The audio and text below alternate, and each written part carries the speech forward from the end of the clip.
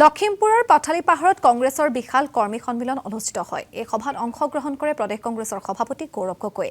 বিপুৰীয়াৰ সমষ্টিত 4খন জিলাৰ বিশাল কৰ্মী সন্মিলন। সভাত উপস্থিত থাকে অসমৰ পৰ্যবেক্ষক বন্ধু তিৰ্কি আৰু অসমৰ তত্ত্বাৱধায়ক মনোজ চৌহান। সভাত উপস্থিত আছিল অসম প্ৰদেশ কংগ্ৰেছ নিৰ্বাচনী সমিতিৰ অধ্যক্ষ ভূপেন বৰা। কৰ্মী সন্মিলনত প্ৰায় 5,000 লোক উপস্থিত আছিল।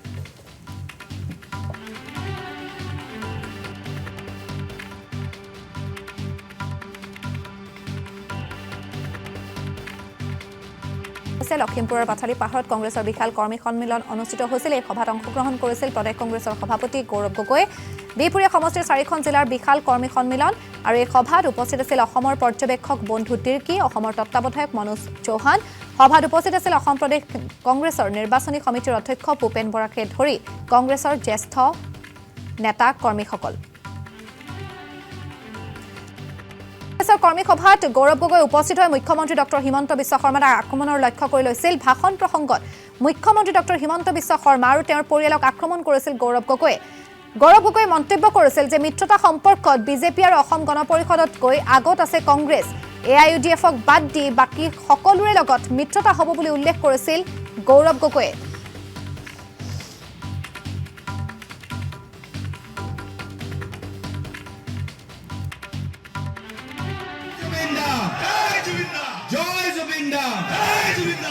আমি জুবিনদাৰ মানুহবোৰে আমাক আদৰিছে, যুৱকসকলে আমাক আদৰিছে, বয়োজ্যেষ্ঠসকলে আমাক আশীৰ্বাদ প্ৰদান কৰিছে, মহিলাসকলে যথেষ্ট আস্থা বাচ্চাই আমাক আশীৰ্বাদ প্ৰদান কৰিছে।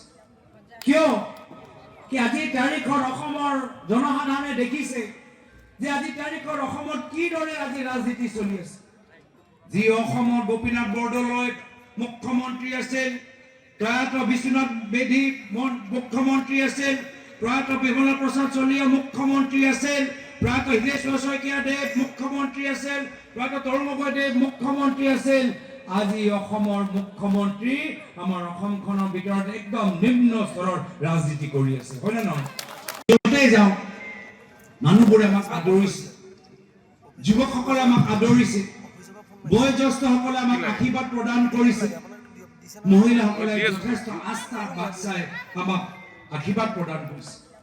কিয় কি আজিৰ তাৰিখৰ অসমৰ জনসাধাৰণে দেখিছে যে আজিৰ তাৰিখৰ অসমত কিদৰে আজি ৰাজনীতি চলি আছে। যি অসমৰ গোপীনাথ বৰদলৈ মুখ্যমন্ত্ৰী আছিল, প্ৰয়াত বিশ্বনাথ মেধি মুখ্যমন্ত্ৰী আছিল, প্ৰয়াত বিমলা প্ৰসাদ চলিহা মুখ্যমন্ত্ৰী আছিল, প্ৰয়াত হৃদেশ্বৰ শইকীয়া দেৱ মুখ্যমন্ত্ৰী আছিল, প্ৰয়াত তৰুণ গগৈ মুখ্যমন্ত্ৰী আছিল। আজি অসমৰ মুখ্যমন্ত্ৰী আমাৰ অসমখনৰ ভিতৰত একদম নিম্ন স্তৰৰ